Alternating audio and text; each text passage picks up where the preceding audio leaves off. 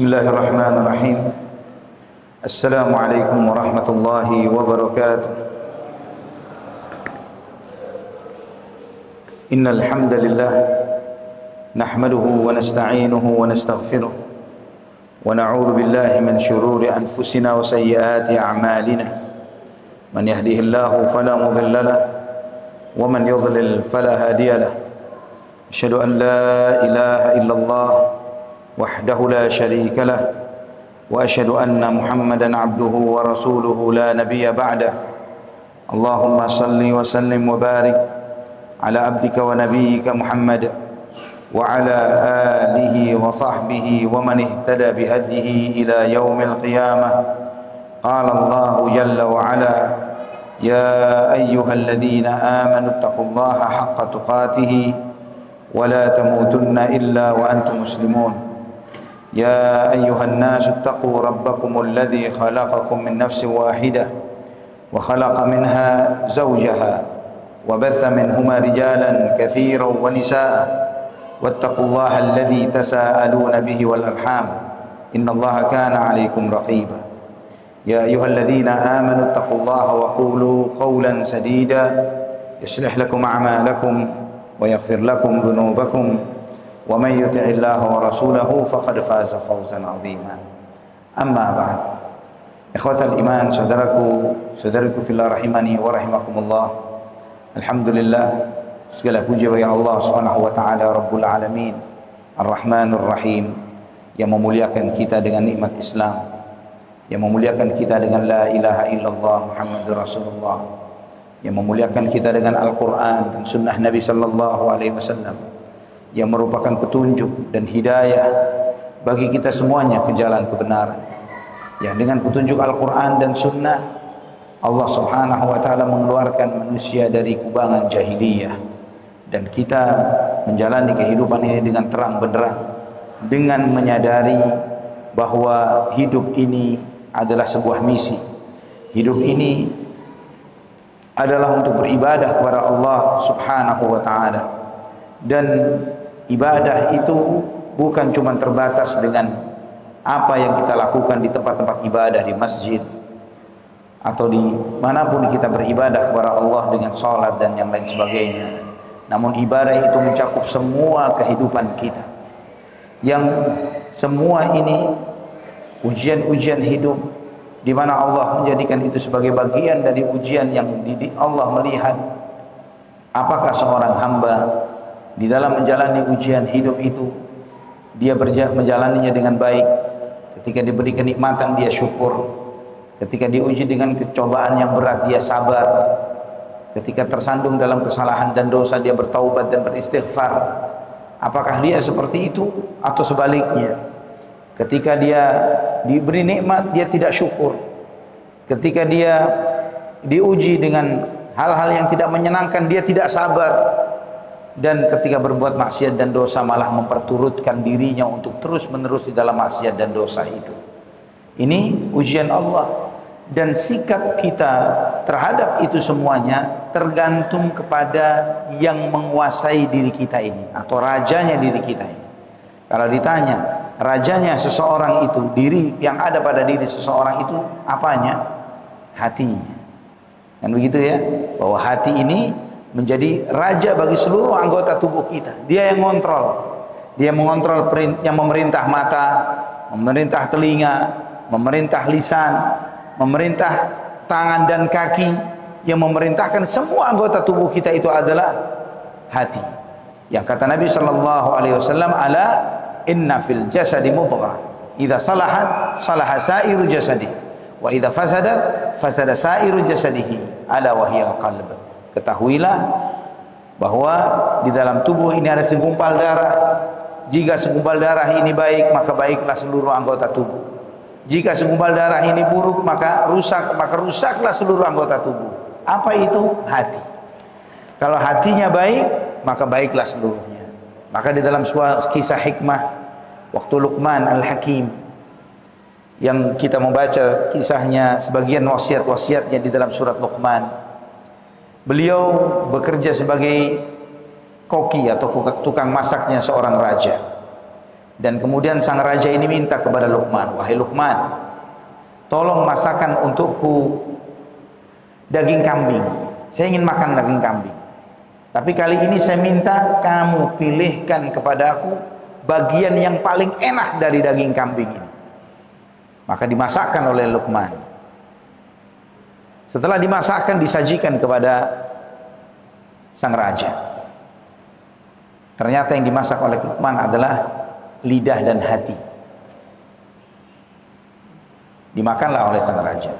Selang beberapa waktu, raja panggil lagi Luqman, wahai Luqman, tolong masakkan lagi untukku. Tapi sekarang saya mau minta kepadamu, ambilkan untukku, masakkan untukku bagian yang paling gak enak daripada daging kambing. Yang paling gak enak apanya?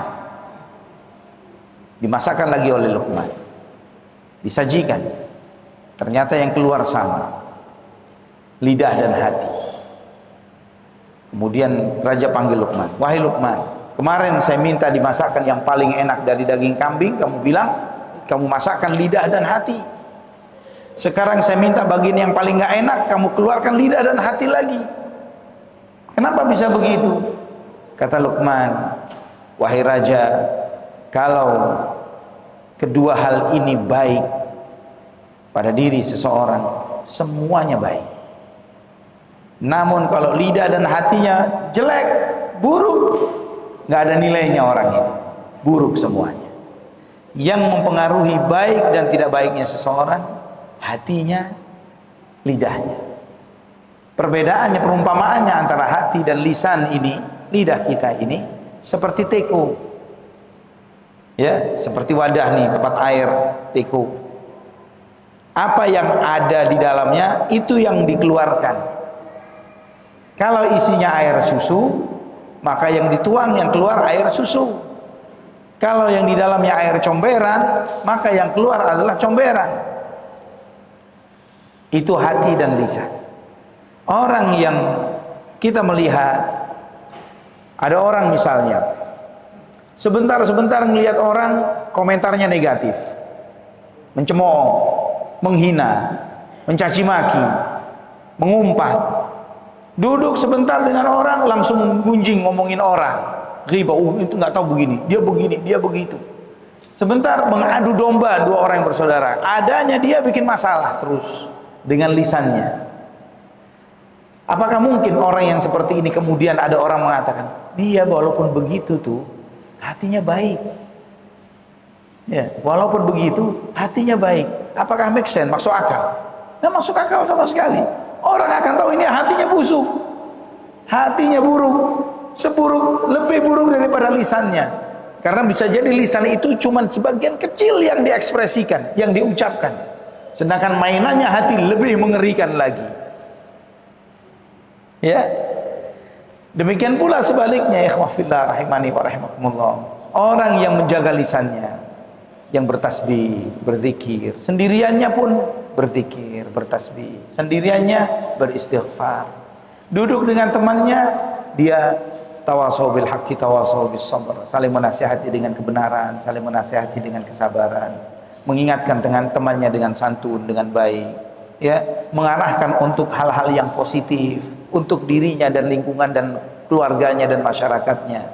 Dia selalu ngajaknya mengingatkan kepada Allah Subhanahu wa taala. Maka yang seperti ini orang tidak mungkin dia mengatakan dia walaupun begitu tuh hatinya busuk. Nggak nyambung. Kita tahu ini tidak pas. Itulah peran hati terhadap lisan dan seluruh anggota tubuh yang lainnya. Maka saudaraku fillah rahimani wa rahimakumullah, karena hati itu raja, hati itu yang ngontrol semuanya. Perhatian kita kepada hati itu harus lebih maksimal ketimbang perhatian terhadap yang lainnya. Terlebih lagi di dalam hadis yang sahih Nabi sallallahu alaihi wasallam bersabda, "Innallaha la yanzuru ila suwarikum wala ila ajsamikum walakin yanzuru ila qulubikum wa a'malikum." Allah itu tidak melihat rupamu, Allah tidak melihat fisikmu. Dalam riwayat Muslim juga disebut wala ila amwalikum, Allah tidak melihat hartamu, walakin yanzuru ila qulubikum wa a'malikum. Yang dilihat oleh Allah itu hatimu dan amalmu. Hati dan amal. Kenapa hati dan amal? Karena memang hati itu yang memerintahkan, amal itu outputnya. Apa yang diucapkan oleh lisan, apa yang diperbuat oleh anggota tubuh, itu mengikuti instruksinya hati. Maka kalau hatinya baik, outputnya pasti baik. Hatinya rusak, outputnya pasti rusak. Itulah kenapa Allah melihat pada hati dan amal, bukan hati doang. Orang nggak sholat dan lain sebagainya, yang penting hatinya bersih. Nggak bersih. Kalau hatinya bersih, dia akan tunduk kepada yang menciptakannya. Dia sadar dia tidak menciptakan dirinya sendiri. Dia hamba Allah, dia dikasih rizki oleh Allah, terus nggak sholat. Yang penting hatinya bersih. Kalau hatimu bersih, kamu akan sholat. Kalau hatimu bersih, kamu akan menjalankan ibadah puasa. Kalau hatimu bersih. Tapi karena hatinya kotor, maka dia tidak taat kepada Allah Subhanahu wa ta'ala. Allah melihat hati dan perbuatan. Ikhwah fillah rahimani wa rahimakumullah. Kata Al-Humaidi rahimahullah ketika menjelaskan tentang hadis ini, beliau mengatakan, coba kita perhatikan, Allah itu tidak melihat kepada fisik, tidak melihat kepada wajah. Dan kita memperhatikan wajah dan fisik. Kita jarang lihat hati orang. Kita respect terhadap seseorang itu tampilannya, wah keren nih, bawaannya bagus, ini begitu. Kita hormat sama orang tersebut karena kendaraannya, tampilannya, bintangnya, atau hal yang seperti itu. Padahal bisa jadi ini orang yang nggak ada baik-baiknya sama sekali, bahkan buruk. Kita tidak pernah melihat, oh dia orang yang hatinya baik, amal perbuatannya baik. Allah tidak melihat fisik, Allah tidak melihat rupa, Allah tidak melihat harta. Karena rupa, fisik ini anugerah tanpa ikhtiar. Kita lahir, yang terlahir wajahnya, kulitnya putih, ya putih. Yang kulitnya hitam, hitam. Yang terus demikian, nggak pakai kerja keras. Makanya tidak ada di dalam Al-Quran dan hadis memuji orang karena ganteng atau cantik, nggak ada. Jangankan di Al-Quran dan hadis, tidak ada ceritanya. Ketika kita membaca sejarahnya orang-orang hidup terdahulu, ketika kita menyebutkan misalnya Al-Hasan Al-Basri. Pernah dengar nama Hasan Al-Basri kan? Nggak mungkin nggak pernah dengar nama Al-Hasan Al-Basri, Imam Hasan Al-Basri rahimahullah. Ya, orang alim besar di kalangan tabi'in. Kalau disebutkan namanya saja Hasan Al-Basri, yang kebayang orangnya putih atau hitam? Kebayang putih, ganteng, keren gitu ya. Sesuai dengan namanya Hasan Al-Basri gitu. Tapi silahkan baca lebih detail. Beliau itu orang budak hitam, orang tuanya budak. Orang tuanya budak, orang hitam, keriting dari Afrika, keturunan orang-orang Afrika. Tapi orang berilmu, yang diriwayatkan ke kita ilmunya, kebaikannya, kesolehannya, ketakwaannya. Nggak diceritakan posturnya bagaimana. Memang orangnya tinggi besar. Ya, orangnya tinggi, tapi hitam, orangnya hitam. Dia keturunan budak. Sehingga waktu ada sebagian aliran-aliran nyeleneh di zaman beliau yang ngajak memberontak kepada pemerintahan di zaman itu, mencoba minta dukungan ulama, datang ke Imam Hasan Al-Basri. Ulama, pemerintah kita udah begini nih, pemerintah sudah begini nih, ayolah, nggak pantas begini, kita harus menggulingkan pemerintahan, ganti dengan yang lebih baik, begini begitu. Diprovokasi Imam Hasan Al-Basri, tapi nggak digubris. Imam Hasan Al-Basri nggak peduli. Itu adalah ujian dari Allah, kamu harus sabar. Kata Imam Hasan, pemerintahan yang buruk, ujian dari Allah, kalian harus sabar. Kalau ujian itu dihadapi dengan sabar, bukan pakai pedang. Sabar, taubat, takwa kepada Allah. Dinasihatin begitu oleh Imam Hasan Al-Basri. Tapi mereka nggak terima. Akhirnya mereka keluar, udah deh, jangan nyari ustadz yang hitam, cari yang putih aja. Mereka kesal dengan Imam Hasan Al-Basri karena begitu dijelekkan fisiknya oleh mereka. Ini ikhwah fillah rahimani wa rahimakumullah. Banyak kalau kita menyebutkan kisah orang-orang alim, orang-orang hebat terdahulu, kalau membaca profilnya nggak ada bagus-bagusnya. Ya, Atha ibn Abi Rabah, Imam Atha ibn Abi Rabah. Begitu juga salah seorang murid seniornya Abdullah bin Abbas radhiyallahu anhuma. Beliau muftinya Mekah di zamannya sahabat dan tabi'in. Muftinya Mekah. Sampai diumumkan bahwa di Mekah ini tidak ada yang boleh mengeluarkan fatwa kecuali Atha ibnu Abi Rabah. Diumumkan, pengumuman resmi dari khalifah di zaman itu. Ya, orangnya lahir cacat, pincang. Orang tuanya budak, sama seperti karena dia orang tuanya budak, maka dia lahir jadi budak juga. Tuannya, bosnya Atha ibnu Abi Rabah, karena melihat ini terlahir pincang, ketika anak itu besar sedikit dimerdekakan karena ngerepoti, ya, miara nih, ngerepoti, daripada dipiara ngasih makan terus nyusahin, gak bisa disuruh-suruh, maka dimerdekakan. Kamu merdeka saja deh. Itu ketika dimerdekakan, Atha itu meratap, nangis dia. Ini saya karena nggak berguna. Karena saya nggak berguna maka saya dimerdekakan. Biasanya budak kalau dimerdekakan senang. Ini kebalikannya. Merasa tidak berguna maka dia dimerdekakan. Tapi syukurnya ibunya seorang wanita beriman. Ibunya memberi motivasi yang luar biasa. Wahai anakku, jangan putus asa. Kamu ini bukan orang lemah, kamu ini orang hebat. Duduk di sana, di Mekah, kita di Mekah nih, duduk di majelisnya Abdullah bin Abbas. Duduk di sana, belajar kamu dari beliau, belajar duduk ilmu, belajar kepada beliau. Akhirnya beliau belajar kepada Abdullah bin Abbas radhiyallahu anhu. Sampai menjadi murid yang senior di antara muridnya Ibnu Abbas. Maka kalau kita baca kitab-kitab tafsir seperti Ibnu Jarir At-Tabari, Ibnu Katsir, yang lain Ad-Durrul Manthur, fi Tafsir bil Ma'thur, dan banyak kitab-kitab tafsir para ulama, selalu nama Atha ibnu Abi Rabah itu menghiasi buku-buku tersebut. Pasti kita sampai ke kita perkataan beliau di dalam menafsirkan ayat-ayat Al-Quran. Orangnya Buddha, keturunan Buddha. Islam ini bukan agama rasis. Islam ini agamanya Allah subhanahu wa ta'ala.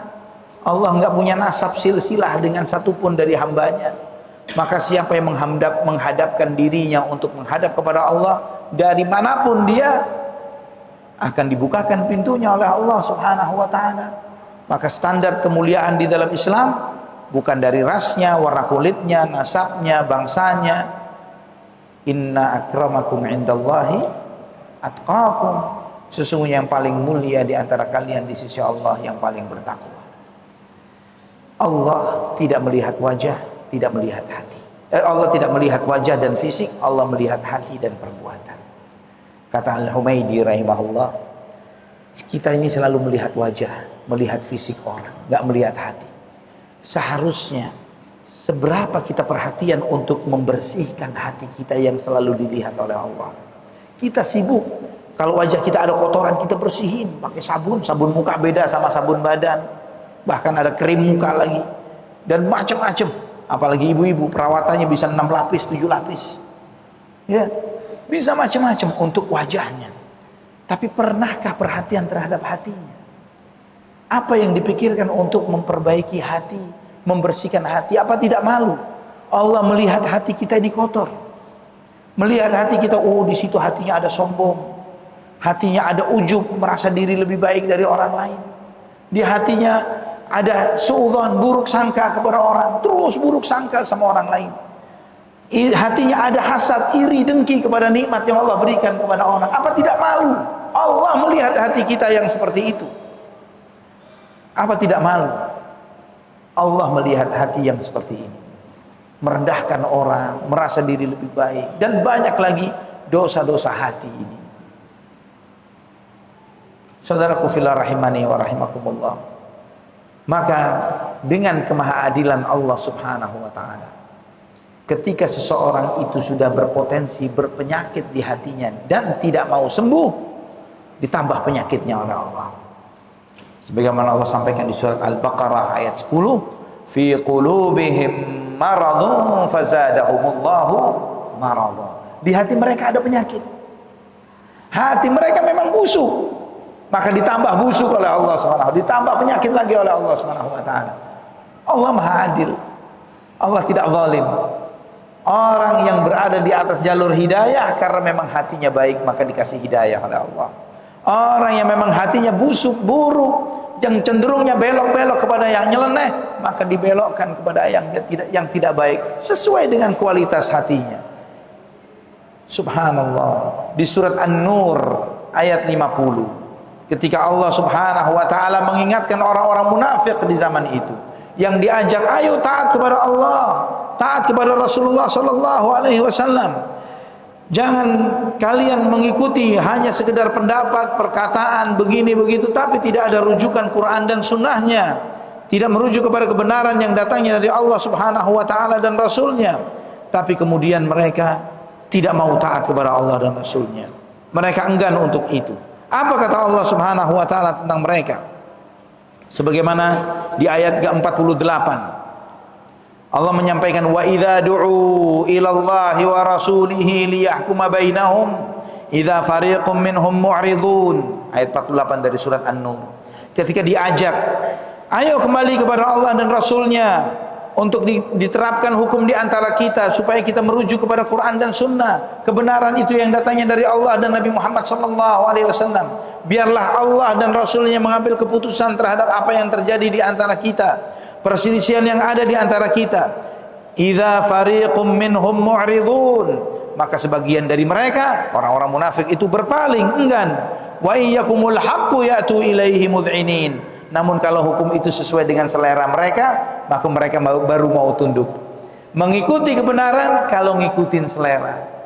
Kalau ajakan Allah dan Rasulnya, perintah Allah dan Rasulnya tidak bertentangan dengan kepentingan dirinya, sami'na wa ata'na, saya ikut, saya mau dengar. Tapi kalau bertentangan dengan kepentingan hatinya, dengan syahwatnya dan nafsunya, tar dulu, masa begini diharamkan? Tar dulu, masa begini wajib? Berat nih. Jangan begitu. Jadi dia mau taat kepada Allah kalau sesuai dengan hawa nafsu. Dia tidak mau taat kepada Allah kalau tidak sesuai dengan hawa nafsunya. Jadi kalau taatnya ini karena sesuai seleranya. Apa kata Allah tentang orang-orang yang begini di dalam menjalankan agama? Afi qulubihim marad amirtabu am yakhafuna an yahifallahu alaihim wa rasuluh bal ulaika humudz zalimun. Apa di dalam hati mereka ada penyakit kemunafikan, atau mereka bimbang, nggak percaya dengan Quran dan hadis, nggak percaya dengan firman Allah dan sabda Rasulullah sallallahu alaihi wasallam, sampai sebegitunya diajak kepada Allah dan Rasulnya tidak mau. Apakah mereka bimbang bahwa Al-Quran ini nggak benar-benar benar, atau sabda Nabi ini bermasalah sallallahu alaihi wasallam? Apa begitu? Kalau diajak kepada Quran dan hadis nggak mau? Atau disebutkan am yakhafuna an yahifallahu alaihim wa rasuluhu, atau mereka khawatir Allah dan Rasulnya akan menzalimi mereka. Mereka mengira kalau taat kepada Allah bakal sial dan rugi hidupnya. Allah akan menzalimi kehidupan mereka, mereka bakal sial karena taat kepada Allah dan Rasulnya. Bal ulaika humudz zalimun. Yang sebenarnya yang terjadi, mereka yang berbuat zalim, menzalimi diri mereka sendiri. Ini saudaraku fillah rahimani wa rahimakumullah, bahwa nilai seseorang itu di hatinya. Kalau hatinya baik, gampang taat kepada Allah dan Rasulnya. Kalau hatinya bersih, gampang dia merespon kebaikan itu. Ini diantara alasan kenapa para sahabat radhiyallahu anhum, Abu Bakar, Umar, Uthman, Ali radhiyallahu anhum ajma'in, para muhajirin wal ansar, orang-orang yang hijrah ke Madinah, dan ansar yang mereka yang berada dari kota Madinah, mereka itu menjadi manusia terbaik. Memang amalnya hebat, perbuatan-perbuatan mereka luar biasa. Tapi di antara perkataan seorang alim dari ulama tabi'in, Abdullah bin Sirin rahimahullah, ketika beliau menyebutkan tentang Abu Bakar As-Siddiq radhiyallahu anhu, bahwa Abu Bakar itu mengalahkan kalian bukan karena sholatnya lebih banyak dari kalian, bukan karena puasanya lebih banyak dari kalian, bukan karena bacaan Al-Qur'annya lebih banyak dari kalian. Bahkan saya dapati sebagian kalian sholatnya lebih banyak dari Abu Bakar, puasanya lebih banyak dari Abu Bakar, hataman Qur'annya lebih banyak dari Abu Bakar. Tapi yang membedakan Abu Bakar dan kita dan kalian, hatinya. Kita membaca di dalam hadis bahwa likulli hasanatin bi asyri amsalha. Al hasanatu bi asyri amsalha ila 700 dhif ila adhafin katsira. Setiap kebaikan selalu dibalas oleh Allah minimal berapa kali? 10 kali, minimal 10. Sampai berapa kali? 700 kali lipat. Sampai 700 kali. Dan itu pun ditambah lagi oleh Allah. Pernah nggak kepikir? Kenapa yang ini cuma dapat 10? Kok ada yang dapat sampai 700? Artinya ada yang dapat 20, 30 kali lipat, 100 kali lipat, 200 kali lipat, sampai 700 kali lipat. Apa yang membedakan? Apa yang dapat 700 kali lipat sholat subuhnya 6 rakaat? Enggak mungkin. Sholat subuh tetap 2 rakaat, zuhur tetap 4 rakaat. Apa amalnya lebih banyak? Bukan. Hati ikhlas. Ikhlasnya lebih kuat. Tasdiknya, pembenarannya kepada Allah dan Rasulnya lebih kuat. Itu yang membuat mereka diberi kelebihan oleh Allah Subhanahu wa ta'ala, mengalahkan yang lainnya. Ini saudaraku fillah rahimani wa rahimakumullah, menunjukkan, semakin menegaskan kepada kita pentingnya kita ngaji tentang hati. Kenapa? Karena semakin kita paham, akan semakin membuat seseorang itu semakin dekat kepada Allah, yang akan membuat dia semakin berkualitas ibadahnya kepada Allah. Kenapa semua orang kalau ditanya, apa kamu percaya Allah, percaya Rasulullah SAW, percaya akan hari akhir, semua kita mengatakan iya percaya. Kita mengatakan benar, saya percaya dan saya benarkan itu. Tapi kenapa gelar As-Siddiq disematkan kepada Abu Bakar As-Siddiq? Abu Bakar. Padahal kita juga membenarkan, karena memang as-siddiqiyah, pembenaran di dalam hati itu bertingkat-tingkat. Tidak ada di antara umat manusia ini yang begitu percaya akan kebenaran kenabian Muhammad sallallahu alaihi wasallam seperti Abu Bakar As-Siddiq radhiyallahu anhu. Dan itu begitu mengalir di dalam dirinya, di dalam setiap urat nadinya, di dalam setiap helai rambutnya. Abu Bakar As-Siddiq begitu percaya dan membenarkan kebenaran Nabi Muhammad SAW. Saya beri contoh. Coba dibayangkan, kalau kita hidup di zaman Nabi Muhammad SAW. Zaman itu kendaraan paling canggih onta, kuda, ya, nggak ada yang lebih dari itu. Hidup di zaman itu. Terus kemudian kita tinggal di komplek, di kampung Nabi SAW diutus. Ada orang yang kita tahu perjalanan hidupnya, dia pernah jadi pedagang, ya orang baik, pedagang, jujur, Masya Allah. Tapi kita tahu dia nggak sekolah, buta huruf, nggak bisa baca tulis. Tahu-tahu ngaku jadi Nabi. Saya Nabi utusan Allah, kamu harus beriman kepadaku. Apa kira-kira kita beriman kepada beliau kalau hidup di zaman itu? Kita merasa lebih berpendidikan. Takutnya kalau kita hidup di zaman itu, bisa-bisa kita jadi kubunya Abu Jahal. Takutnya begitu. Ya. Terus nggak cukup sampai di sana. Tiba-tiba dalam suatu hari beliau sallallahu alaihi wasallam menyampaikan, semalam saya jalan-jalan. Kemana? Ke Al-Aqsa, Palestina. Dari Mekah 1400 tahun yang lalu. Sekarang pun dari Saudi Arabia naik pesawat paling cepat 2 jam. Paling cepat. Pulang pergi 4 jam. Paling cepat. Dari Mekah, misalnya pesawat dari Jeddah ke Yordania, misalnya jalur yang terdekat, Yordan. Dari Yordan masuk ke Palestina. Proses waktu yang cukup lama. Sekarang saja ngomong 1400 tahun. Di zaman itu. Jadi kau semalam ke Mekah, ke Al-Aqsa. Iya, saya ke Al-Aqsa semalam. Ngapain? Begini. Kata Abu Jahal yang pertama kali dengar berita ini. Sebentar Muhammad, kalau saya kumpulin orang, kamu mau ceritain apa adanya seperti yang kamu cerita ke saya? Mau. Dikumpulinlah orang-orang. Muhammad bawa cerita. Apa? Semalam saya jalan-jalan. Kemana? Ke Al-Aqsa, ke Palestina. Semalam. Dan pagi sudah di sini. Antum kebayang kalau tinggal di zaman itu? Percaya kepada Nabi Muhammad SAW? Anak takutnya kalau kita hidup di zaman beliau jadi kubunya Abu Jahal.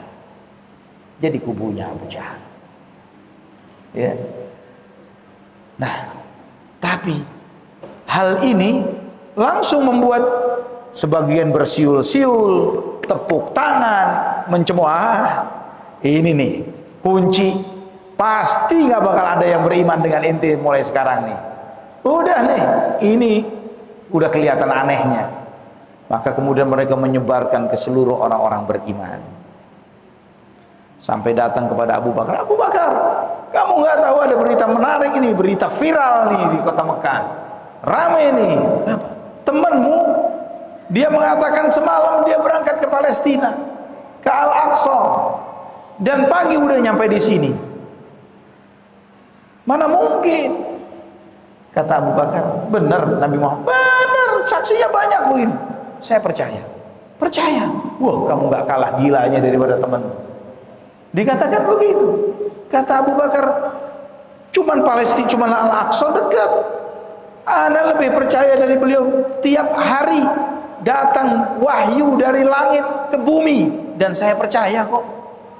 Apalagi cuman Al-Aqsa yang dekat, langit lebih jauh. Saya percaya tiap hari ada berita dari langit turun kepada beliau. Saya beriman dengan itu. Itu kenapa disebut as-siddiq. Kadang kita, sebagian kita, ikhwah fillah, sekarang ini sudah 1400 tahun dan lahir muslim, kadang-kadang baca ayat Quran atau hadis Nabi, benar nggak ya isinya begini? Kadang masih begitu. Kadang masih milih-milih, syariatnya kok begini ya, syariat begitu. Subhanallah. Maka kita tahu beda kita sama mereka, hatinya. Kalau hatinya bersih dan baik, full totalitas kepada Allah dan Rasulnya. Raditu billahi rabba wa bil islami dina wa bi Muhammadin sallallahu alaihi wasallam nabiyya. Aku ridha Allah sebagai Rabbku. Aku ridha Islam sebagai agamaku. Aku ridha Nabi Muhammad sallallahu alaihi wasallam sebagai utusan yang diutus Allah kepada. Ridha total, penuh, menerima, pasrah terhadap kebenaran yang dibawa oleh beliau. Ikhwah fillah rahimani wa rahimakumullah. Maka jika kita melihat hal ini, dan setan pun tahu bahwa rajanya diri manusia itu di hatinya.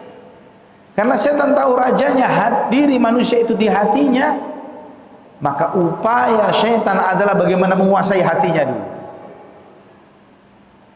Kalau hatinya sudah dipegang, yang lainnya gampang. Semua bujuk rayu itu masuknya dari hati. Alladzi yuwaswisu fi sudurin nas minal jinnati wan nas. Yang memberikan waswas di dalam dada manusia, dari kalangan jin dan manusia. Pertama itu dikuasai waswas di dalam hati, dikasih bisikan-bisikan. Yang bisikan itu secara global ada dua bentuknya bisikan setan ini. Yang disebut dengan syahwat, ada yang disebut dengan syubhat. Dua-dua ini adalah jenis menu besarnya setan.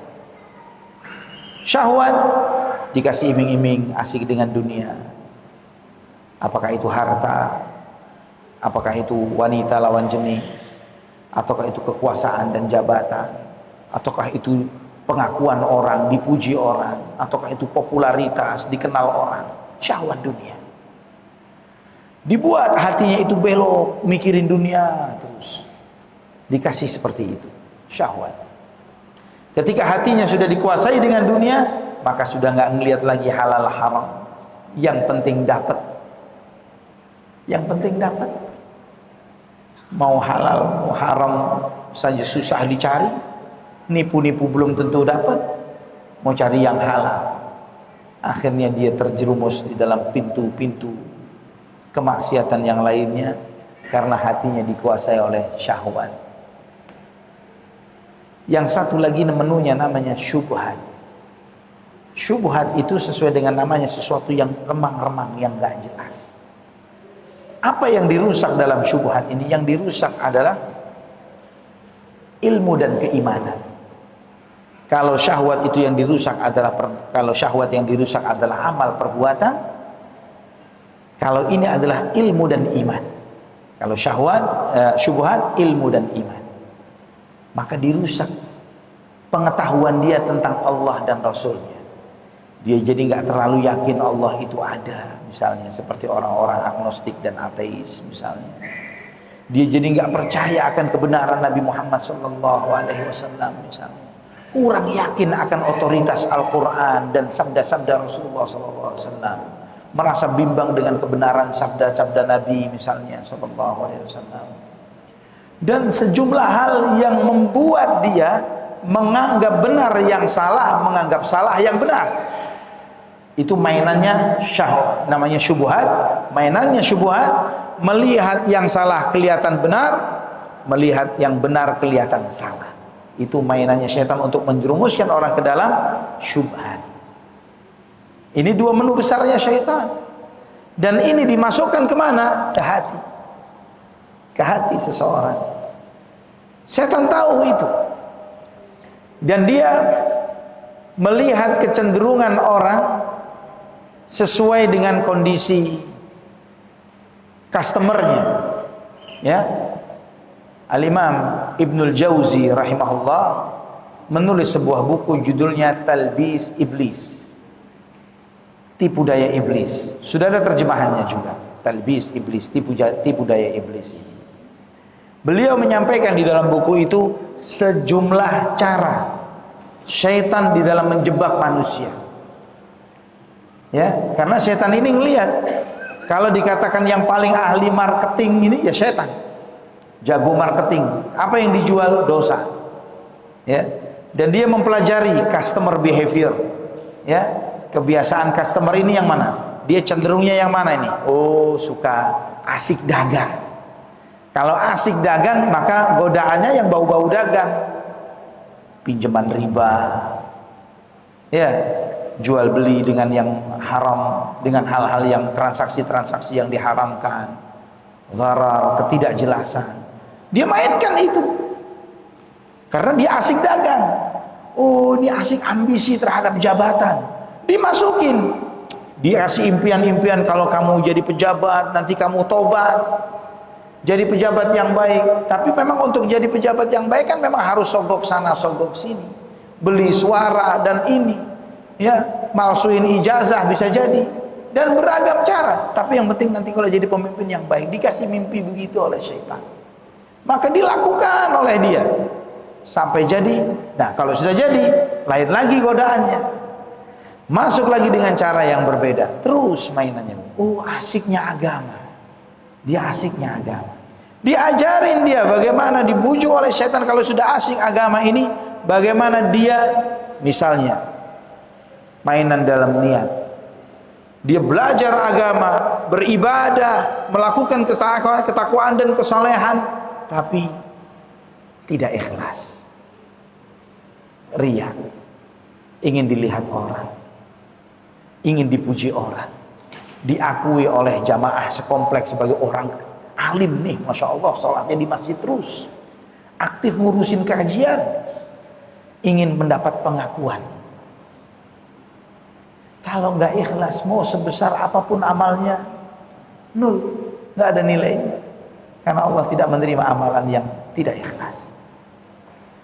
Atau ikhlas, tapi karena semangatnya dibuat oleh syaitan, dibuat offside, sehingga dia berlebihan di dalam beragama. Bukan lagi ngaji Quran dan Sunnah, dia ngaji yang lain-lainnya, filsafat, ini sudah mikir yang aneh-aneh, ya, dongeng-dongeng, hikayat-hikayat dan yang sebagainya yang nggak ada di Quran, nggak ada di hadis. Bagaimana dia kenal Islam dengan benar kalau ceritanya bukan dari Quran dan hadis? Emang ada cara lain untuk paham Islam di luar Quran dan hadis? Nggak ada cara lain. Ketika dia itu, maka dikasih oleh setan bisikan yang seperti ini, sehingga jadi tambah mendalami ilmu yang offside ini tadi, yang bukan Quran hadis, merasa dirinya lebih baik dari orang banyak. Oh, level saya beda. Level saya sudah nggak lagi harus sholat ke masjid. Saya kalau sholat langsung ke Masjidil Haram. Ya, nggak bisa Jumatan di masjid apa namanya ini? Al-Hijrah. Nggak bisa ke Al-Hijrah. Saya langsung Masjidil Haram. Ya, nggak level sholat di Al-Hijrah. Jadi Jumatan nggak hadir Jumatan, udah Masjidil Haram langsung. Ya, orang dia sudah merasa dirinya makomnya beda, udah beda makom, beda level. Kalau kamu sih masih harus sholat, kalau kamu sih masih nggak boleh minum khamr, haram. Kalau saya khamr saya minum masuk sini jadi air. Kalau kamu sih perempuan ada mahram bukan mahram. Kalau saya semua jadi mahram, boleh dipangku, boleh dipeluk, boleh diajak jalan. Ya, nggak terikat syariat karena sudah hakikat. Ya, tambah kurang ajar kepada Allah, tambah merasa dirinya tambah wali.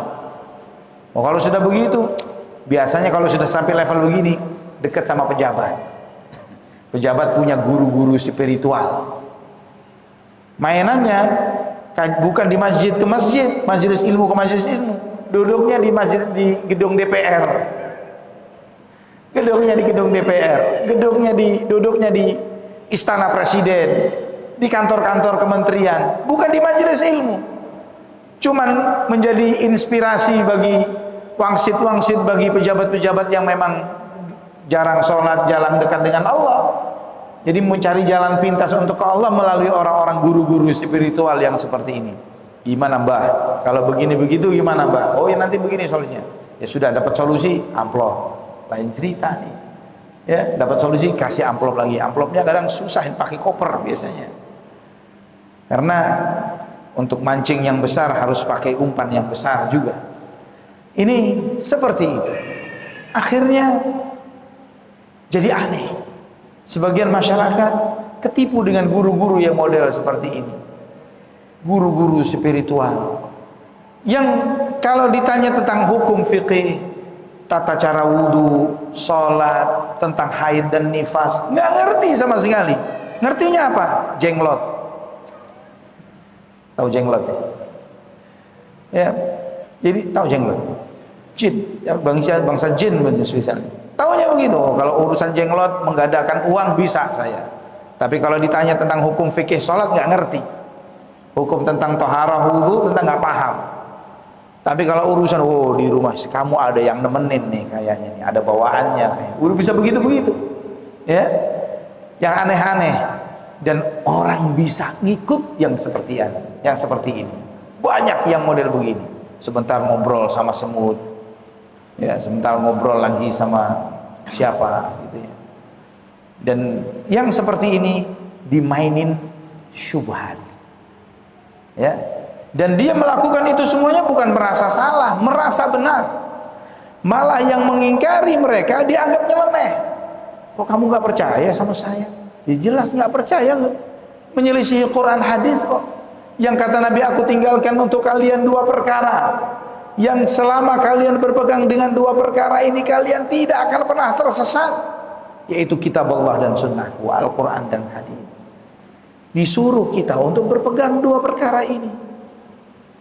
Maka ikhwafillah rahimani wa rahimakumullah, Allah subhanahu wa ta'ala menyebutkan tentang manusia-manusia yang selamat nanti di hari kiamat. Itu tergantung hatinya. Allah berfirman di surat Asy-Syu'ara ayat 88 dan 89. Allah berfirman, yauma la yanfa'u malu wala banun illa man atallaha biqalbin salim. Ingatlah suatu hari di mana di hari itu harta dan anak tidak akan bernilai, tidak akan memberi manfaat. La yanfa, yauma la yanfa'u malu wala banun. Harta, anak tidak bisa memberi manfaat kepada seseorang. Illa man atallaha biqalbin salim. Kecuali yang menghadap Allah dengan hati yang bersih. Hati. Allah menyebutkan selamat di hari itu hatinya yang bersih. bersih dari segala sesuatu yang membelokkan dari Allah dan jalannya Allah Subhanahu wa taala. Hati yang di dalamnya hanya ada cinta kepada Allah dan mencintai apa yang dicintai oleh Allah. Hati yang di dalamnya ada rasa takut kepada Allah Subhanahu wa taala dan takut terhadap apa yang menjauhkan dia dari jalannya Allah Subhanahu wa taala. Itu yang menyelamatkan dia. Maka dari sini ikhwah fillah, saudaraku fillah rahimani wa rahimakumullah, para ulama membagi hati itu menjadi 3 macam hati. Ya, judulnya kajian kita itu macam-macam hati kalau nggak salah ya. 3 macam hati. Bismillah.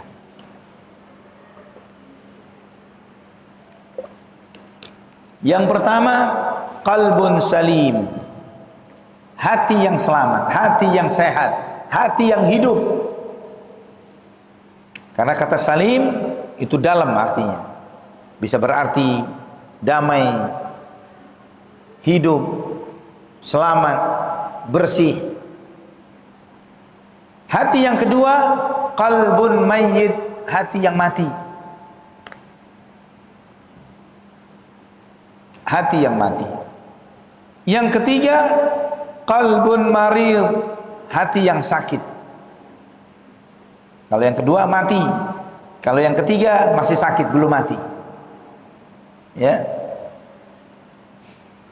Qalbun salim itu yang bagaimana? Yang Allah sebutkan, illa man atallaha biqalbin salim. Orang yang menghadap Allah dengan hati yang bersih, dengan hati yang selamat. Kata Imam Ibnu Qayyim rahimahullah, huwa alladhi salima minasyirki wal ghil wal hiqdi wal hasad wasyuhhi wal kibir wa hubbid dunya war riyasah wa salima min kulli syahwatin tu'aridu amrah wa min kulli syubhatin tu'aridu khabarah wa salima min kulli iradatin tuzahimu muradah wa salima min kulli qati'in yaqta'u 'anillah. Kata beliau, hati yang salim adalah hati yang bersih dari kesyirikan dan kedengkian. Hati yang bersih dari iri dan hasad. Hati yang bersih dari ambisi terhadap dunia dan kesombongan. Hati yang tidak ada cinta dunia dan jabatan di dalam hati itu. Maka hati ini, kata beliau, selamat dari semua syahwat yang membuat orang itu tidak taat kepada perintah Allah. Karena syahwat itu menghalangi orang untuk taat. Dan hati itu bersih dari segala syubhat yang membuat dia meragukan kebenaran firman Allah dan sabda Rasulnya. Hati itu selamat dari semua kehendak dan keinginan yang bertentangan dengan kehendak dan keinginan Allah. Dan hati itu selamat dari semua pembegal yang membegal jalannya menuju Allah. Itu hati yang bersih. Hati ini yakin akan kebenaran Allah dan Rasulnya. Hati itu tidak ada ambisi terhadap dunia dan jabatan dan harta dan yang sebagainya. Hati itu terus tertunduk terhadap apa yang dikehendaki oleh Allah Subhanahu wa ta'ala. Kemudian hati yang kedua, hati yang mati. Hati yang mati, yang namanya mati tidak ada unsur kehidupan lagi. Walaupun orangnya hidup, tapi hatinya sudah mati. Jasadnya, kata para ulama, seperti kuburan untuk hati itu. Jasad itu seperti kuburan untuk hati ini. Hati yang mati ini nggak kenal Allah. Kalau nggak kenal Allah, bagaimana dia menyembah Allah? Tidak tahu prioritas hidupnya. Dia tidak menjalankan perintah Allah, tidak mencintai Allah, tidak cari ridhanya Allah. Hati itu cuman mengikuti satu, syahwat dan hawa nafsunya. Itu yang menjadi pengontrol dirinya. Apa yang baik untuk hawa nafsunya, dia ikuti. Yang buruk untuk hawa nafsunya, dia tinggalkan. Hawa nafsunya yang mengendalikan ke kanan, ke kiri, dan seterusnya. Walaupun itu mendatangkan murka Allah, dia nggak peduli. Walaupun Allah akan mengazabnya nanti, dia nggak peduli. Yang penting hatinya senang. Ini hatinya orang kafir. Yang Allah sebutkan di surat Al-A'raf ayat 189.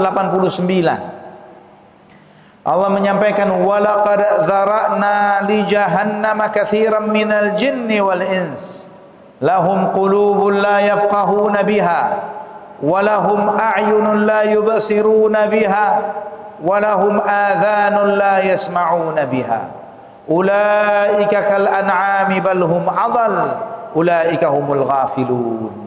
Dan sungguh kami telah tetapkan untuk neraka jahanam katsiran minal insi wal jin, banyak dari bangsa manusia, dan katsiran minal jinni wal ins, banyak dari kalangan jin dan manusia.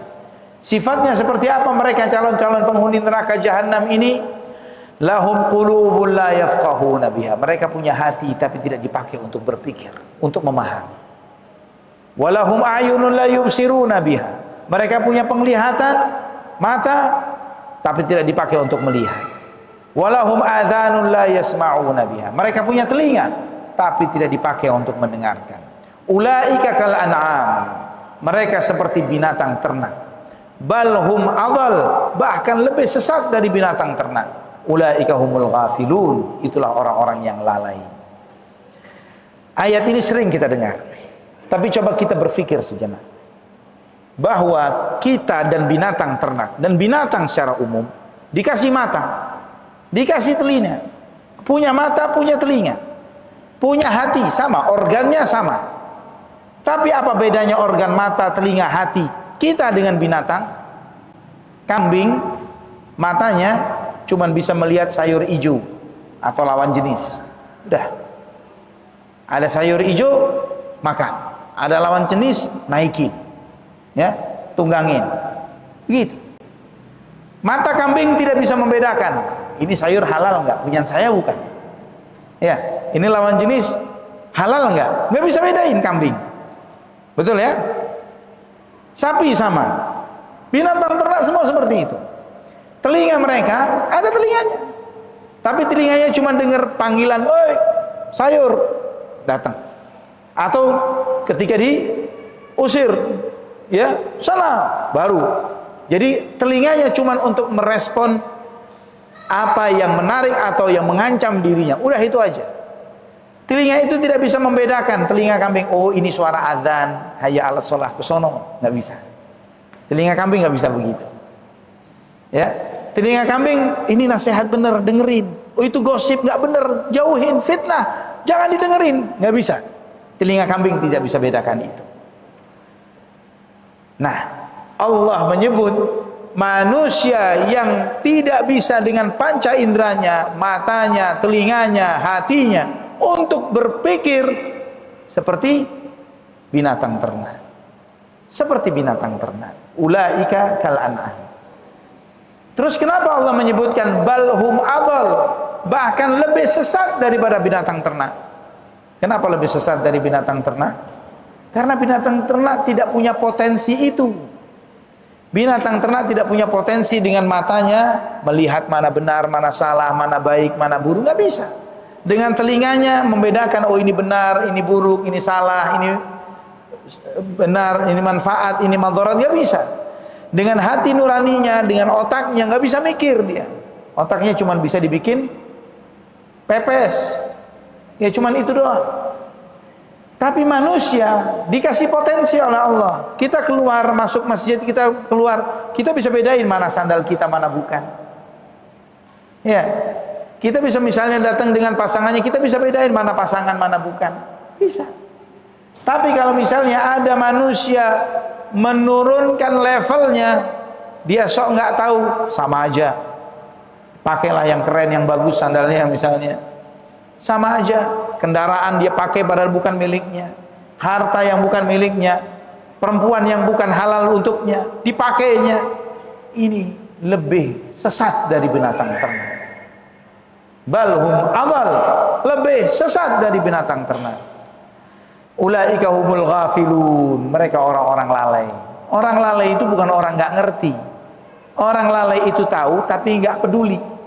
Itu lalai. Dilarang membuang sampah di sini, tapi dia main buang sampah. Bukan nggak bisa baca, bukan nggak bisa baca, tapi sok nggak bisa baca. Nah, kalau sok nggak bisa baca ini, konsekuensinya berat. resikonya lebih besar daripada orang yang benar-benar nggak bisa. Maka Allah tidak pernah menghukum kambing masuk neraka gara-gara makan kebunnya tetangga, ya, atau naikin betinanya tetangga, nggak ada. Kambing, sapi nggak diazab oleh Allah Subhanahu wa taala karena memang tidak punya potensi itu. Manusia diberi potensi, dikasih pilihan oleh Allah, dikasih kemampuan untuk memilih, nggak ada yang keterpaksaan. Terus ketika dia cenderung untuk belok, maka mereka adalah orang-orang yang lalai yang akan menjadi bahan bakarnya neraka jahanam. Kemudian jenis hati yang ketiga, hati yang sakit. Namanya sakit, masih ada unsur kehidupan, tapi ada penyakit di situ. Bismillah.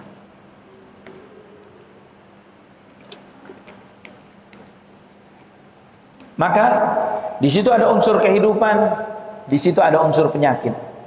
Yang kadang-kadang kalau lagi nggak kambuh, semangat untuk yang baik-baik. Kalau penyakitnya kambuh, belok kepada maksiat dan dosa. Ya, ada potensi ini dan itu dalam dirinya. Dan ini hati orang-orang yang memperturutkan hawa nafsu. Ya, yang kemakan dengan hawa nafsunya. Ada ketaatan, ada maksiat. Tergantung jamnya, ya, tergantung harinya, tergantung kondisi uang di sakunya. Sakunya tebel maksiat, sakunya tipis cari masjid, ya, karena cari yang gratisan, yang low cost, yang nggak ada biaya. Nah, ini ada sebagian yang seperti itu. Ikhwatal iman rahimani wa rahimakumullah. Allah Subhanahu wa taala menyebutkan di dalam surat Al-Hajj ayat 52 sampai 54 dari surat Al-Hajj. Yang di dalam surat ini Allah Subhanahu wa taala menyampaikan kepada kita tentang jenis-jenis hati manusia dan penyakitnya.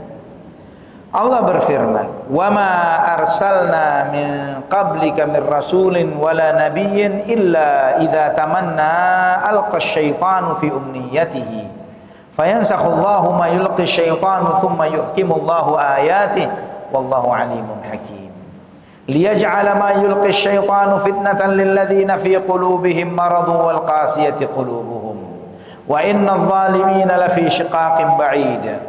وَلِيَعْلَمَ الَّذِينَ أُوتُوا الْعِلْمَ أَنَّهُ الْحَقُّ مِنْ رَبِّكَ فَيُؤْمِنُوا بِهِ فَتُخْبِتَ لَهُ قُلُوبُهُمْ وَإِنَّ اللَّهَ لَهَادِ الَّذِينَ آمَنُوا إِلَى صِرَاطٍ مُسْتَقِيمٍ. Allah menyampaikan di dalam ayat ini, dan tidaklah kami mengutus sebelummu seorang rasul, wahai Muhammad sallallahu alaihi wasallam, ya, mengutus sebelum seorang rasul atau seorang nabi, kecuali ketika dia membacakan kitab Allah, maka syaitan pun mencoba menanamkan was-was dan tipuan, ya, kepada orang yang mendengar dari apa yang dibacakan tersebut, supaya mereka tidak percaya. Artinya membuat orang yang mendengar bacaan ayat-ayat Allah ini tidak terlalu yakin akan kebenaran hal tersebut, supaya menghalangi manusia untuk mengikuti apa yang mereka baca, apa yang dibaca oleh nabi-nabi itu. Namun Allah Subhanahu wa taala membatalkan makar dan tipu dayanya syaitan, menghilangkan waswasnya, dan Allah menetapkan firman-firmannya yang jelas, dan Allah Maha mengetahui apa yang terjadi dan apa yang akan terjadi. Tidak ada sesuatu pun yang tersembunyi bagi Allah Subhanahu wa taala, dan Allah Maha bijaksana. Dan tidaklah perbuatan syaitan itu kecuali itu adalah ujian dari Allah Subhanahu wa taala bagi mereka-mereka yang berpenyakit atau ada keraguan-raguan di dalam hatinya, dan kemunafikan. Juga bagi orang-orang yang keras hatinya dari orang-orang kafir, dari orang-orang musyrikin, yang mereka tidak terpengaruh sedikit pun dengan ayat-ayat Allah Subhanahu wa taala. Dan sesungguhnya orang-orang zalim tersebut berada di dalam penentangan yang sangat nyata terhadap Allah dan Rasulnya, di dalam menyelisihi kebenaran, supaya orang-orang berilmu, ayat berikutnya, supaya orang-orang berilmu itu mengetahui, bisa membedakan dengan ilmu yang Allah berikan kepada mereka antara yang benar dan yang salah, antara yang hak dan yang batil. Dan sesungguhnya Al-Quran itu benar, turun dari Allah Subhanahu wa ta'ala. kepadamu wahai Rasulullah sallallahu alaihi wasallam yang tidak ada keraguan di dalamnya, tidak ada celah bagi syaitan untuk memasuki kerusakan di dalamnya. Maka Allah Subhanahu wa taala menambah dengan Quran ini kebenaran iman mereka sehingga hati mereka tunduk kepada Allah Subhanahu wa taala, dan sesungguhnya Allah memberi petunjuk kepada orang-orang beriman kepadanya dan Rasulnya ke jalan yang benar yang nyata. Itulah jalan Islam yang mereka tunduk dengan itu dan selamat dari segala jalur kesesatan. Saudaraku fillah rahimani wa rahimakumullah, kita perlu mengetahui ciri-ciri hati yang sakit. Ya, walaupun misalnya akibat kita mengetahuinya pun mendeteksi, ya Allah ternyata hati saya masih sakit, itu nggak masalah. Ya, mengetahui bahwa di hati kita ada penyakit itu sudah menjadi naik level. Sebagaimana kata ulama ahli hikmah di dalam kesembuhan, ma'rifatud da' nisfud dawa. Tahu penyakit itu sudah separuh kesembuhan. Benar ya? Orang sakit dibawa ke rumah sakit, diperiksa dari ujung rambut sampai ujung kaki, nggak ketahuan sakitnya apa. Ini masalah. Ya. Tapi ketika teridentifikasi, oh ini sakitnya ini nih, itu sudah separuh kesembuhan. Tahu bagaimana cara mengatasinya. Di antara ciri hati yang sakit, lebih mementingkan dunia ketimbang akhirat. Lebih mementingkan dunia ketimbang akhirat. Itu di antara ciri hati yang sakit. Kenapa itu menjadi hati yang sakit? Orang yang berakal dan hatinya sehat, dia tidak akan mementingkan yang sementara ketimbang yang langgeng, yang murah ketimbang yang mahal. Orang berakal tidak akan kemudian dia itu mementingkan yang sekarang ketimbang yang nanti-nanti tapi lebih manfaat. Disajikan kepada kita tiap hari makanan MBG misalnya, makanan bergizi gratisnya pemerintah. Ditawarkan, mau Pak dikasih jatah MBG tiap hari makan gratis? Mau. Tapi ada tawaran tambahan Pak. Kalau Bapak nggak mau, arti Bapak mau sabar, tiap akhir bulan dari pemerintah dikasih 10 juta. Langsung masuk ke rekening. Milih yang mana? Gratis tiap hari atau 10 juta tiap bulan? Hah? Tergantung hati. Ya, kalau hatinya waras, sehat, dia tahu mana yang diprioritaskan. Makan bergizi gratis berapa anggarannya? 4.000, 5.000, 10.000 tiap hari. Paling sebulan cuma 300.000, 400, 500.000. Kalau anak sabar, setiap bulan dapat 10 juta. Sabar aja deh. Kalau akarnya benar. Ini ibarat seperti dunia dan akhirat. Mau kamu makan sekarang nih yang haram-haram, makan, nggak apa-apa. Atau kamu milih sabar, jangan konsumsi yang haram, taat kepada Allah, nanti dapat surga yang nilainya unlimited, nggak ada nilainya, nggak bisa kehitung. Mau yang mana? Tergantung sehat dan nggak sehatnya hati seseorang. Kemudian di antara ciri hati yang sakit, selalu sedih, selalu galau, selalu risau, ya, nggak tenang hidupnya. Penuh dengan ketakutan-ketakutan. Ini diantara ciri hati yang sakit. Allah berfirman di surat Ali Imran ayat 151. Sanulqi fi qulubil ladzina kafaru ar-ru'ba bima asyraku billahi ma lam yunazzil bihi sultana. Kami akan berikan ke dalam hati orang-orang kafir itu rasa takut karena kesyirikan yang mereka perbuat yang tidak pernah diturunkan oleh Allah kekuasaan untuk itu. Orang yang beriman dengan iman yang benar tidak akan risau dan galau di dalam menjalani hidup. Apa yang harus dirisaukan? Untuk sesuatu yang sudah ditentukan takdirnya oleh Allah. Ya, hidup, mati, rizki, lapang, sempit, semuanya diatur oleh Allah. Sehat, sakit sudah ditentukan oleh Allah Subhanahu wa taala. Selama dia menjalani hidupnya dengan baik dan benar, apa yang perlu dia khawatirkan dari apa yang bakal terjadi? Ini bagi yang hatinya sehat. Tapi bagi hati yang penuh dengan kekhawatiran, kurang imannya kepada Allah Subhanahu wa taala, kurang imannya kepada takdir, maka dia gimana nanti, gimana besok, gimana tahun depan, gimana terus penuh dengan kerisauan, kegalauan, ketakutan. Kemudian di antara ciri hati yang sakit, meremehkan maksiat dan dosa. Meremehkan maksiat dan dosa.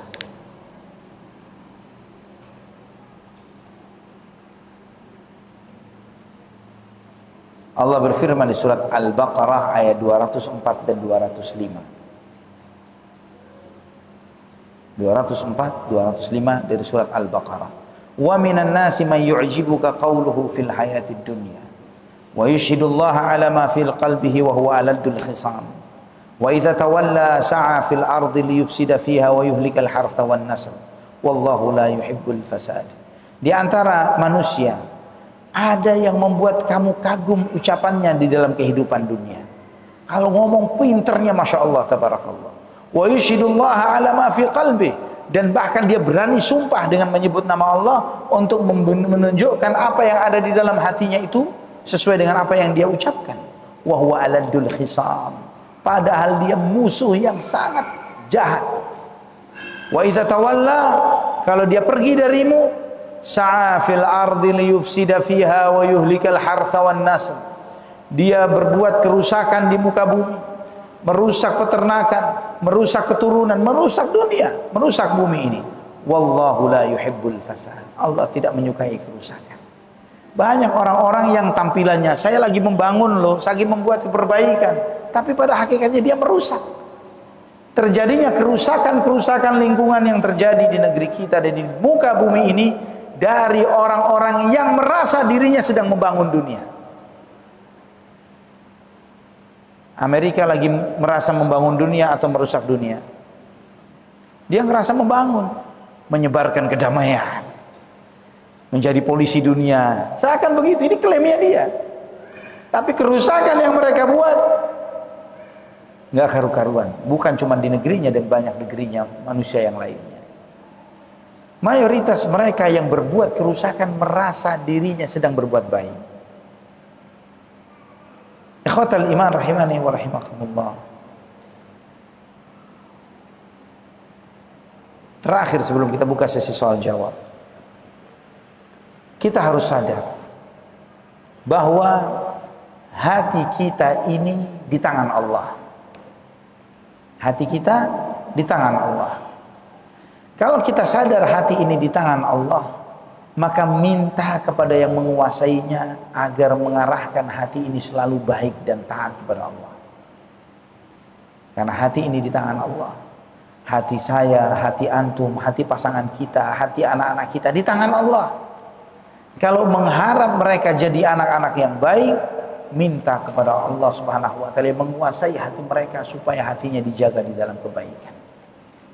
Maka doa yang paling sering dibaca oleh Nabi, sebagaimana kata Ummu Salamah radhiyallahu anha, sebagaimana kata Anas bin Malik radhiyallahu anhu, doa yang paling sering dibaca oleh Nabi sallallahu alaihi wasallam, Allahumma muqallibal qulub, tsabbit qalbi ala dinik. Ya Allah yang Maha membolak-balikkan hati, tetapkan hatiku di atas agamamu.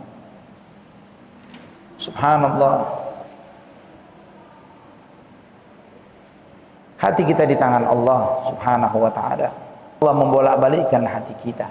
Maka kita minta kepada Allah yang menguasai hati ini supaya menetapkan hati ini di atas agamanya. Dan itulah doa yang diajarkan oleh Allah di dalam Al-Quran. Rabbana la tuzigh qulubana ba'da idh hadaitana wa hab lana min ladunka rahmah. Rabbana innaka antal wahhab. Wahai Tuhan kami, jangan kau belokkan hati kami setelah Engkau memberi petunjuk kepada kami. Ya. Dan anugerahkanlah kepada kami rahmat dari sisimu ya Allah. Sesungguhnya Engkau yang Maha memberi.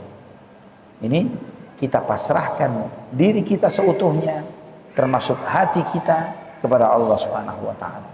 Wallahu a'lam bishawab. Barakallahu fiikum. Silahkan kalau ada yang mau ditanyakan.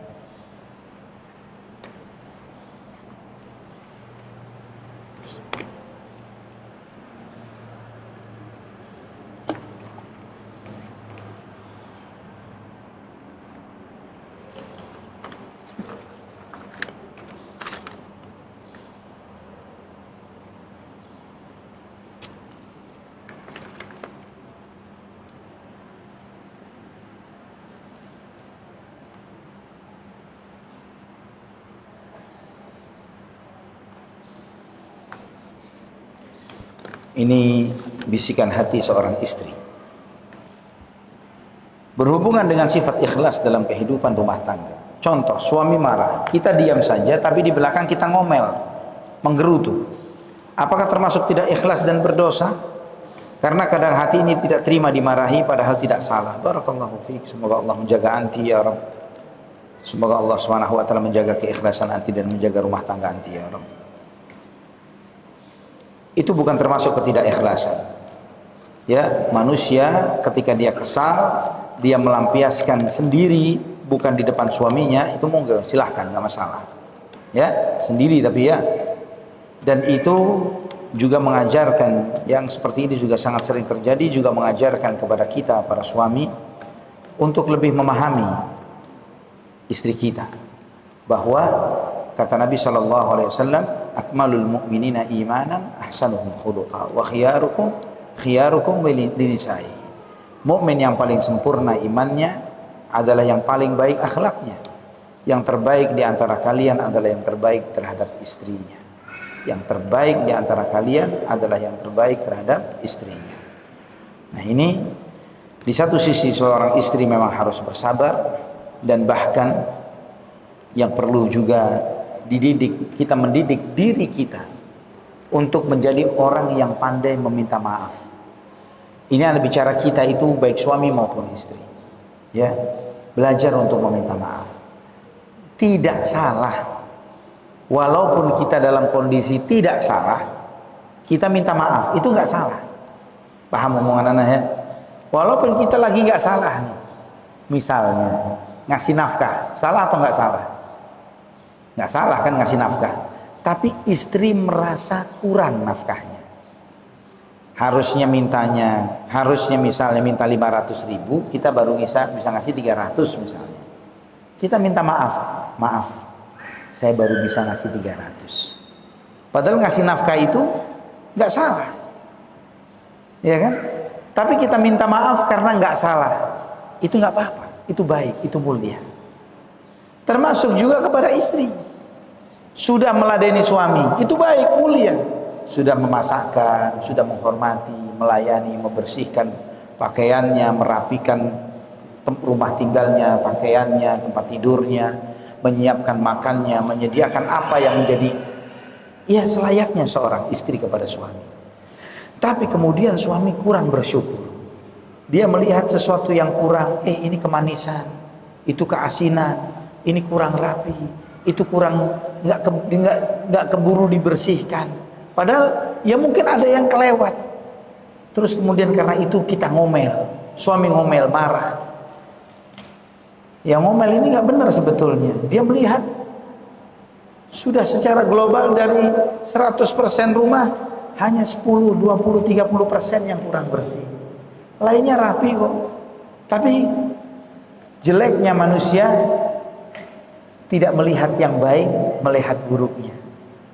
Kalau misalnya, ya contoh ini seringkali kita melihat suatu pekerjaan, soal matematika.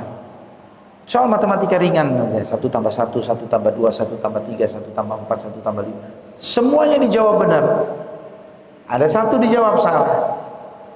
Yang akan kita ucapkan, kita bukan mengatakan kamu benar 9. Tapi kita katakan kamu salah 1. Fokus kita ke yang salah, bukan ke yang benar. Ini sifat karakter buruknya manusia. Zalim bodoh, zaluman jahula. Allah sebut seperti itu di Al-Quran. Dan kita dengan belajar ini, menuntut ilmu agama, belajar Quran, belajar hadis Nabi SAW untuk mengurangi dampak keburukan kebodohan kita itu. Bahwa jangan selalu melihat buruknya. Maka ketika Nabi SAW mengajarkan la yafraq mu'minun mu'minatan in kariha minha khuluqan radhiya minha khuluqan akhar. Janganlah seorang suami membenci istrinya jika dia tidak suka dengan satu perangai, ada yang lain yang bisa dia lihat sebagai sebuah kebaikan yang dengan itu dia senang terhadap istrinya. Jangan fokus kepada apa yang tidak disukai, tapi fokuslah kepada apa yang disukai. Ini yang diajarkan oleh Nabi SAW. Namun memang jeleknya kita, buruknya kita menzoom in, membesarkan yang tidak kita sukai. Yang kita sukai kita kecilkan, seakan nggak kelihatan. Akhirnya yang muncul dalam setiap rumah tangga masalah. Tapi kalau dibalik, coba perbesar hal-hal yang disuka, masya Allah. Karena kan nggak dadakan langsung nikah. Ada ketertarikan satu sama lain yang menjadikan dia jadi pasangan kita. Itu yang harusnya terus diingat. Karena ini saya mau kamu menjadi pasanganku. Itu diingat. Dan itu bisa melanggengkan suatu rumah tangga. Wallahu a'lam bishawab. Pertanyaan terakhir. Apa tabarruk di kuburan wali dan doa terkabul termasuk fitnah syahwat atau syubhat? Itu masuk fitnah syubhat, bukan syahwat. Karena yang dirusak agama. Pertanyaan sederhana bagi mereka yang berpemikiran seperti itu benar baik. Ketika dia bertabarruk di sisi kuburan orang-orang yang dianggap soleh, hatinya ke siapa? Hatinya ke siapa? Allah kah? Atau ke yang lain? Ketika dia sholat di masjid, ibadah di masjid yang tidak ada apa-apa kecuali dia menghadap Allah Subhanahu wa ta'ala, dibandingkan di sisi kuburan orang soleh, dia lebih merasa mustajab di mana? Di mana dia lebih merasa mustajab? Biar dia yang jawab. Biar dia yang jawab. Silahkan jawab sendiri. Kalau dia merasa lebih di kuburan orang soleh lebih mustajab ketimbang di Baitullah, hatimu sedang mendua. Bukan Allah saja. Ada yang lain yang dorong ibadahmu, yang kamu anggap seperti itu. Hatimu gak fokus ke Allah. Apakah Islam yang mengajarkan la ilaha illallah? Islam yang mengajarkan iyyaka na'budu wa iyyaka nasta'in, hanya kepadamu ya Allah kami beribadah, hanya kepadamu ya Allah kami memohon pertolongan. Apakah Islam yang mengajarkan seperti ini, yang diulang-ulangkan ke kita di dalam sehari minimal 17 kali? Ridha dengan perbuatan yang begitu? Ridha dengan hati kita mendua kepada selain Allah? Dan kapan Nabi SAW sekali saja ngajak doa di kuburannya Nabi Ibrahim misalnya, atau kuburannya Nabi Ismail misalnya, atau kuburannya Nabi Musa alaihi wassalatu wassalam, kubur nabi-nabi sebelum beliau? Pernah nggak? Sekali saja, sekali. Nggak pernah sama sekali. Karena Nabi menghidupkan Baitullahil Haram, Masjid Nabawi, Masjid Quba, itu yang dibesarkan oleh Nabi di rumah-rumah Allah Subhanahu wa ta'ala. Seorang yang paham nilai tauhid, nilai la ilaha illallah, nilai mendasar di dalam agama Islam ini, nggak perlu pakai pusing untuk mengetahui hukumnya. Ini nyerempet kepada kesyirikan. Kalau kita nggak berani mengatakan ini syirik, nyerempet nih. Mengagungkan selain Allah. Bagaimana Allah meridhai perbuatan yang seperti itu? Sedangkan Nabi mengajarkan, Nabi kita Muhammad SAW, idza sa'alta fas'alillah wa idza sta'anta fasta'in billah. Kalau minta langsung ke Allah, minta tolong ke Allah. Allah yang menyampaikan, idza sa'alaka ibadi anni fa inni qarib ujibu da'watad da'i idza da'an. Ketika hamba-Ku bertanya kepadamu tentang aku dekat. Aku mengabulkan orang yang meminta kepada Aku ketika dia minta. Allah menjawab, aku dekat. Allah dekat. Terus kenapa ada yang lain antara kita dengan Allah? Tidak ada. Langsung. Sebagaimana semua doa di dalam Al-Quran, semuanya mengajarkan Rabbi atau Rabbana atau Allahumma, langsung ke Allah. Karena Allah maha dekat, Allah maha mendengar, Allah maha melihat, Allah maha mengetahui, Allah maha mengabulkan, Allah maha pengasih dan penyayang, Allah maha peduli dengan semua masalah-masalah kita, melebihi apapun dan siapapun di alam semesta. Wallahu a'lam bishawab. Aqulu qawli hadza, subhanakallahumma wa bihamdika, asyhadu an la ilaha illa anta, astaghfiruka wa atubu ilaik. Wassalamu alaikum warahmatullahi wabarakatuh. Subhanaka.